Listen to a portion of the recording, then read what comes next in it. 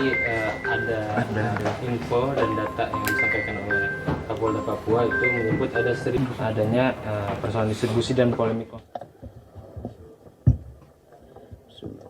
Assalamualaikum warahmatullahi wabarakatuh. Selamat sore. Beberapa anggota KPPS yang wafat, ya, itu nanti secara resmi KPU akan sampaikan kepada publik. Saat ini KPU masih sedang melakukan pendataan. Bang, meskipun tidak sebanyak 2019 kan artinya masih petugas yang jumlahnya memang tidak banyak. Tapi kan kemudian sejumlah antisipasi kan sudah dilakukan kayak tes kesehatan dan pembatasan sudah dilakukan. Tapi ternyata kan korban masih berjatuhan. Dan kira-kira celahnya di mana? Dan kalau kita bicara tentang badan ad hoc yang wafat, khususnya KPPS, ya, itu kita harus bedakan. Yang pertama pra pemungutan, sebelum pemungutan, terus yang kedua hari H, hari pemungutan suara, yang ketiga pasca pemungutan suara. Nah, nanti datanya itu akan dirilis oleh KPU. Di Koja itu meninggalkan segala masalah termasuk yang di Banyuwangi.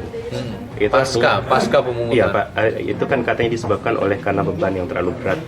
Itu kan kasus yang sama sebenarnya 2019. Celah apa kemudian membuat beban pekerjaan itu masih berat bagi petugas KPPS?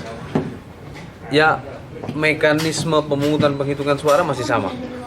Ya, kemarin pada saat kami mengajukan rancangan peraturan KPU nomor 25 tahun 2023 dalam rapat konsultasi dengan pembentuk undang-undang. Itu kan sangat banyak dan ininya. Itu mereka kemudian menyuarakan bagaimana untuk perubahan undang-undang, apakah potensi kemudian kayak semacam shifting, ada dua shifting petugas KPPS, apakah itu memungkinkan untuk perubahan undang-undang? Kami sudah merancang dua panel penghitungan suara di TPS. Ada panel A untuk pemilu presiden, wakil presiden, dan pemilu DPD. Ada panel B untuk pemilu anggota DPR dan DPRD provinsi dan DPRD kabupaten kota, dan ini bergerak melaksanakan penghitungannya secara simultan. Panel B itu maksudnya mendetail seperti apa? Boleh dijabarkan itu, Bang? Saya ulang, waktu kami mengusulkan dua panel penghitungan surat suara di TPS, ya, dengan metode panel A itu diperuntukkan untuk penghitungan perolehan suara pemilu presiden, wakil presiden, dan pemilu anggota DPD. Panel B itu untuk penghitungan hasil perolehan suara pemilu anggota DPR RI, anggota DPRD provinsi, dan DPRD kabupaten kota. Menurut kajian kami yang telah kami lakukan simulasi baik di kota Tangerang Selatan, kota Bogor, kota Palembang, Kutai Kartanegara, itu ada efisiensi waktu.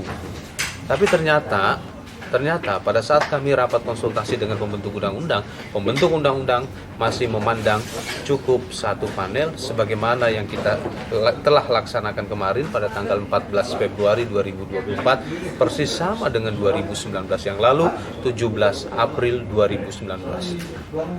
Tapi Bang, itu singkatnya yang kami temui di lapangan itu pembiaran terhadap long hour 18 jam. Ini berkaitan dengan metode penghitungan surat suara, karena memang dalam undang-undang itu penghitungan surat suara itu dilakukan setelah pemungutan suara dan itu terus berlangsung. Bahkan Mahkamah Konstitusi pernah menerbitkan putusan apabila proses penghitungan surat suara belum selesai di hari pemungutan suara, maka dapat diekstensi sampai dengan 12 jam setelah hari pemungutan suara, karena proses penghitungan surat suara tidak boleh terhenti, harus selesai di TPS. Itulah kenapa Mahkamah Konstitusi mengekstensi 12 jam setelah hari pemungutan suara. Walaupun artinya membuat KPPS bekerja 18 jam sehari. Itulah kenapa KPU mengusulkan metode dua panel penghitungan suara di TPS yang pelaksanaannya antara panel A dan panel B dilakukan secara simultan. Tapi ditolak mentok di parlemen waktu itu. Menurut pembentuk undang-undang dalam rapat kami konsultasi, tetap harus satu panel. Yang seperti kemarin kita saksikan 14 Februari 2024. Yang menambah jumlah anggota KPPS. Anggota KPPS dalam Undang-Undang Pemilu 7 orang. Petugas yang wafat gitu kan nanti ada santunan akan disiapkan berdasarkan putusan Menteri Keuangan.